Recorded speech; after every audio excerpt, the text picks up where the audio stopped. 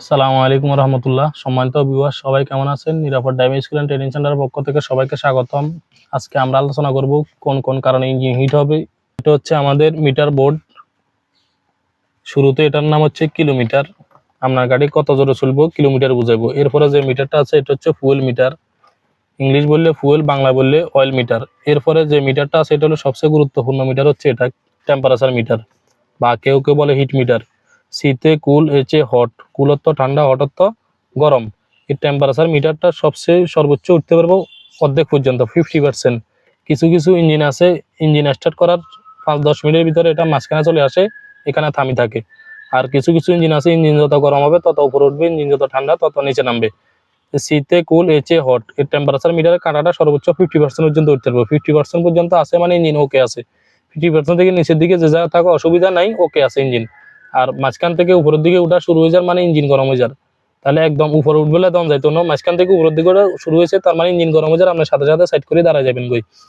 এরপরে যেটা আছে লাল দাগ দেখছেন, যদি আপনি ফলো না করেন উঠতে উঠতে একদম লাল দাগে গেছে তাহলে নসিব খারাপ হলে ইঞ্জিন আগুন ধরে যাবো।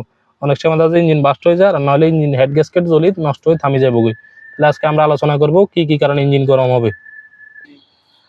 সম্মানিত ভিউয়ার্স, এটা হচ্ছে রেডিওটার। কি ওয়াটার? রেডিওটার। এই পুরোটা হচ্ছে কি ওয়াটার?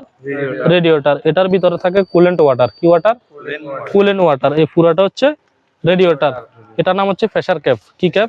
Pressure cap. এখানে ওয়ার্নিং দিছে যে never open when hot. Warning দিছে। ওয়ার্নিং মানে কি? সতর্কবার্তা। তোমার কি করছে? সতর্ক করছে। এখানে লিখে দিছে নেভার ওপেন হোয়েন হট। কখনো খুলবেন না এটা যখন কি দেখবো গরম গরম থাকবো। তাহলে এতক্ষণ ইঞ্জিন এটা চলছে, এখন টেম্পারেচার রেডিওটার কি আছে? গরম আছে। তাহলে গরম অবস্থায় রেডিওটার প্রেসার ক্যাপ কি করা যায় না? খোলা যায় না। প্রেসার ক্যাপ যদি গরম অবস্থায় খুলেন তাহলে কি করবো? পানি উপরের দিকে মারবো। কোনে মারবো? একদম উপরে মারলে সোবা বইলে সোবা জ্বলি যাবো, হাত বইলে হাত জ্বলি যাবো। কথা বুঝাইছে না? তাহলে কি ওয়াটার থাকে? Coolant water. ইঞ্জিন গরম হওয়ার এক নম্বর কারণ, গরম বুঝছেন, ইঞ্জিন হিট হওয়ার এক নম্বর প্রধান কারণ হচ্ছে রেডিয়েটর পানি যদি না থাকে। কি না থাকে? তাহলে রেডিয়েটর পানিটা কন্টিনিউ কমবে। কি হবো? কন্টিনিউ কমবো। তাহলে এটা খুলবেন কোন সময়? ঠান্ডা অবস্থায়। কোন অবস্থায়? এবার সকালে হোক, দুপুর হোক, রাতে হোক, যে সময় ঠান্ডা আছে ওই অবস্থায় খুলতে নারবেন। কথা বুঝেন? গরম অবস্থায় কখনো খোলা যাবে না। তাহলে রেডিয়েটরের পানি কন্টিনিউ কমবো। কতটুকু কমবো ইঞ্জিনের ডিপেন্ড করবো। ইঞ্জিন যত ভালো তত কম কমবো, ইঞ্জিন যত খারাপ তত বেশি কমবো। এটার নাম হচ্ছে হোস পাইপ। কি পাইপ? একটা রেডিয়েটর হোস পাইপ থাকে দুইটা। কয়টা? একটা উপরে, একটা নিচে। এক হোস পাইপ দিয়ে ইঞ্জিনে পানি যায়, এক হোস পাইপ দিয়ে ইঞ্জিন দিয়ে পানি আইয়ের। রেডিয়েটরের কুলিং ওয়াটারের কাজ হচ্ছে ইঞ্জিন ঠান্ডা রাখতে সাহায্য করবো। কি করবো? ইঞ্জিন ঠান্ডা রাখবো। এটার নাম হচ্ছে ইঞ্জিন ফ্যান বা কুলিং ফ্যান। কি ফ্যান? ইঞ্জিন ফ্যান বা কুলিং ফ্যান। ইঞ্জিন গরম হওয়ার দ্বিতীয় কারণ। ক নম্বর কারণ? 2 নম্বর কারণ। কুলিং ফ্যান যদি না চলে। কি না চলে? কুলিং ফ্যান যদি না চলে, এই হলো কুলিং ফ্যান বা ইঞ্জিন ফ্যান, যে যেটা বুঝে। তাহলে ইঞ্জিন গরম হবে 2 নম্বর কারণ, কুলিং ফ্যান যদি না চলে। আমরা ইঞ্জিনের কুলিং ফ্যান, এই ইঞ্জিন ফ্যান গুলোর মোটরে কিসে? কিছু কিছু ইঞ্জিন ফ্যান আছে বেল্টে ঘুরে। তাহলে মোটর নষ্ট করে ইঞ্জিন ফ্যান চলতো না, বেল্ট সিঁড়ি করে ইঞ্জিন ফ্যান চলতো না। ইঞ্জিন ফ্যান না চললে ইঞ্জিন কি যাব? হিট হয়ে যাবে।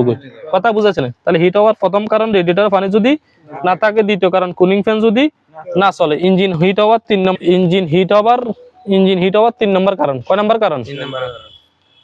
গতির সাথে গিয়ার যদি সমন্বয় না থাকে। কি না থাকে?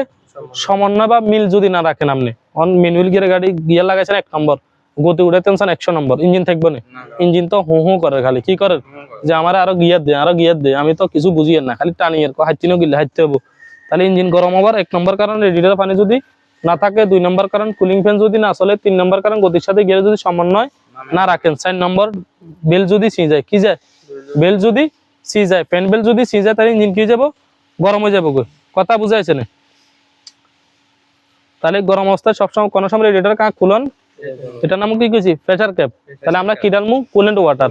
তাহলে কুলেন্ট ওয়াটার দামি, অনেকে কুলেন্ট ওয়াটার ঢালতে চায় না, নরমাল পানি ঢালে। তাহলে নরমাল পানি ঢালে আমি কি পানি ঢালতে দেবেন?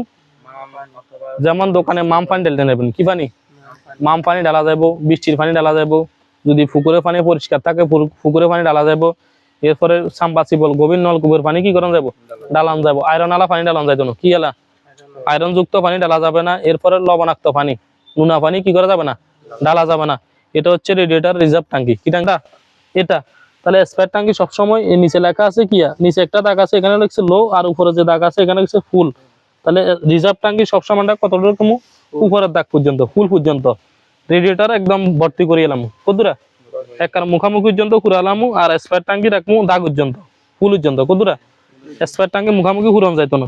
তাহলে কোনো কারণে যদি আজকে আমি রেডিয়েটারে পানি চেক করতাম ভুলে গেছি, শর্ট থাকলে কোন তুন টানি নেবো, রিজার্ভের তুন টানি নেবো। আবার কোনো কারণে হানি হিট হয় ওভার হয় মানে গ্যাস জমি গেছে, তাহলে আবার পানি কোনে চলে যাবো, স্পায়ারে চলে যাবো। তাহলে স্পায়ার পুরামু সবসময় আগ পর্যন্ত আর রেগুলেটর পুরামু সবসময় মুখামুখি মুখ পর্যন্ত। তাহলে ইঞ্জিন গরম হওয়ার এই চার কারণ, যে আমরা যখন রানিং অবস্থায় দেখবেন ইঞ্জিন গরম হয়ে যার কি যার, তাহলে চার কারণ যে কোনো এক কারণ কি করবেন খুঁজি বার করবেন। তাহলে দেখা যায় যে আপনি ঢাকা যান, কোনে যান, ঢাকা যান রানিং অবস্থা দেখেন যান টেম্পারেচার মিটার উপরে মাঝখান থেকে উপরের দিকে উড়ে যায়, তাহলে এই গাড়ি আর চালানো যাবো না। তাহলে কি করবেন, সাথে সাথে ইমার্জেন্সি জ্বালায় কি করবেন, সেট করিয়ে নেবেন।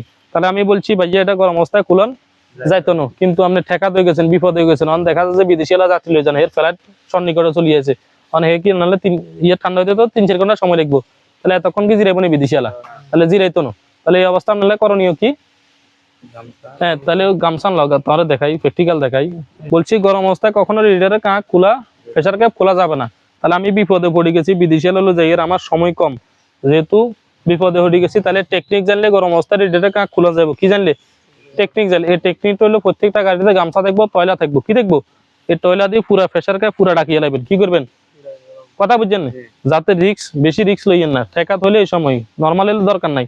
তাহলে এটা পুরো ডাকি এই প্রেসার ক্যাপটা আস্তে আস্তে লুজ দিবেন। কেমনে লুজ দিবেন, পয়েন্টে পয়েন্টে। আপনি 3 ঘন্টা জিরান তুন 10 মিনিট জিরাই প্রেসার ক্যাপ খোলা গিয়া ভালো।